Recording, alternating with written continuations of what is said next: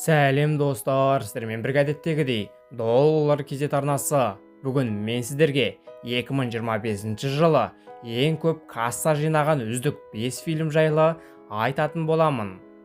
Қазақстандағы кино индустрия соңғы жылдары үлкен серпін алып келеді.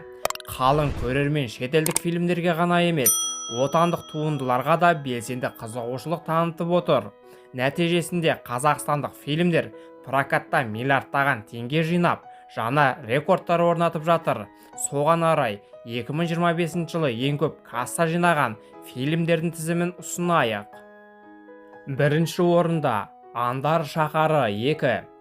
Әлемге әйгілі Disney кино студиясы түсірген анимациялық хиттің жалғасы. Қазақстан прокатында 2 миллиард теңгеден астам қаржы жинап, 2025 жылдың абсолютті көшбасшысына айналды.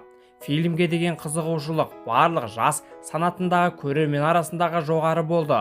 Продюсерлер танымал франшизаның жалғасы болатынын жариялады. Екінші орында Ыстық ұя, 1 миллиард 754 миллион теңге. Продюсер әрі актриса Дариға Бадықованың фильмі 2025 жылғы ең табысты отандық туынды болды.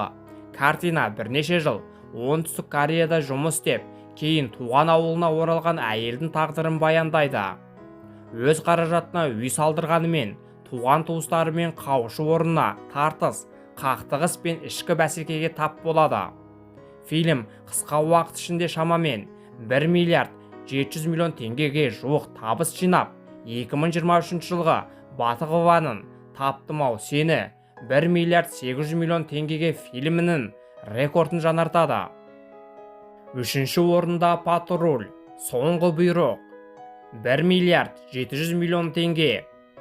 Рүстем Омаровтың танымал сериалға негізделген толық метражды фильмі көктем жаз маусымының басты хитіне айналды. Сюжетте президенттің Семей қаласына сапары және оны алып жүретін полиция кортежі төңірегіндегі тартыс баяндалған. Қылмыстық оқиғалар мен әзілге толы экшен комедия көрермен көңілінен шықты. Танымал кейіпкер мен жаңа жұлдыздардың қатысуы фильмнің коммерциялық табысын қамтамасыз етті. Алайда фильмнің тұсаукесері алдында актер Шәріп Серік сүйіктісіне қол көтерген видеосы тарап, қамауға алынған. Фильмнің продюсерлері туындыдағы Шәріп Серік бар кадрларды кесіп, премьерасын кейінге шегерген еді. Төртінші орында Молда, 1 миллиард 500 миллион теңге. Өнер қырандары театрының алғашқы кино туындысы комедиялық драма жанрында түсірілді. Оқиға қылмыстық ортада жүрген жас жігіт Мәкеннің өмірін баяндайды. Заңсыз істерден бас тартып, қашып жүріп, оңтүстіктегі шағын ауылға тап болады. Сол жерде жергілікті молда оны өз орнын басатын адам ретінде көреді. Рухани ізденіс пен ішкі өзгеріс суреттейтін ерекше сюжет көрермен тарапынан жақсы қабылданып, фильм 1 миллиард 500 миллион теңге жинады. Бесінші орында Қолынан келсе алып қаш, 1 миллиард 400 миллион теңге. Бесінші орында Дархан Сәркенов түсірген комедия еленеді. Фильмде 35 жастағы Самал есімді қыздың тұрмыс құруға қатысты сенімі мен қорқынышы баяндалады. Балгерлердің болжамына сенген ол, құрбыларымен бірге болашақ күйеуін іздеуге шығады. Тіпті оны ауылдан ұрлап әкетуге дейін барады. Фильмнің табысты болуына актерлік құрам әсер етті. Басты рөлде Зарина Кәрмен мен Қанат Тасқан ойнаған бұл комедия прокат 1 миллиард 400 миллион теңгеге жуық табыс тапты.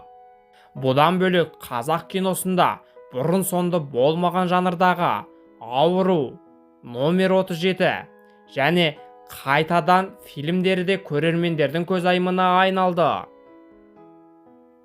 Достар, осымен видеомыз өз мәресіне жетті. Сіздерге пайдалы ақпаратты бере алдым деп ойлаймын. Менің арнамнан басқа да пайдалы ақпараттарды көре аласыздар. Сіздермен бірге болған доллар кезет арнасы. Видео ұнаса, сіздерге пайдалы болса, арнаға тіркеліп, лайк басып мені қолдап қойыңыздар. Әр қазақ бай қуатты болсын. Келесі кездескенше.